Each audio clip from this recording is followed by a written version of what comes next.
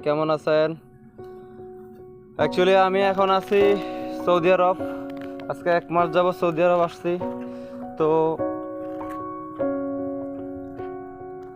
আপনারা যে যেখান থেকে আমার ভিডিওটা দেখছেন, অন্তত 5টা মিনিট প্রবাসী ভাইদের উদ্দেশ্যে বলতেছি, 5টা মিনিট আমার ভিডিওটা একটু মনোযোগ দিয়ে দেখেন।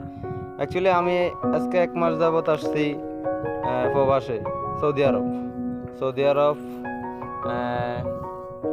প্রথম ছিলাম বুরাইদা, বাকালার কাজে পরিশ্রম বেশি, 14 ঘন্টা ডিউটি, 15 ঘন্টা ডিউটি, তারপরও মহাজনের পোষায় না, আরও ডিউটি করতাম, বেতনও কমে কারণে আইসা পড়ছি। এখন এটা ছোট একটা ফার্মে ঢুকছি, ছাগলের ফার্মে আলহামদুলিল্লাহ খুব ভালো আছে, ভালো লাগতেছে।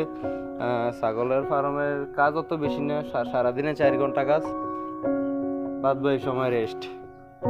কথা বুঝছেন? তো আজকে আমাদের ফার্মের ভিতরে নতুন একজন অতিথি আসছে। এই যে 1 ঘন্টা হয়েছে, মনে করেন না, ছাগলের একটা বাচ্চা হয়েছে, তো ওদের জন্য একটা ঘর বানাইতে হইব।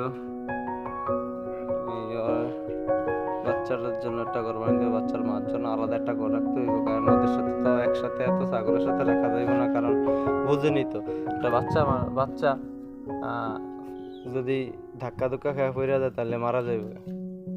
তো ওর যদি কোনো সমস্যা হয়, কপিলে তো আমার সাথে খারাপ ব্যবহার করবি।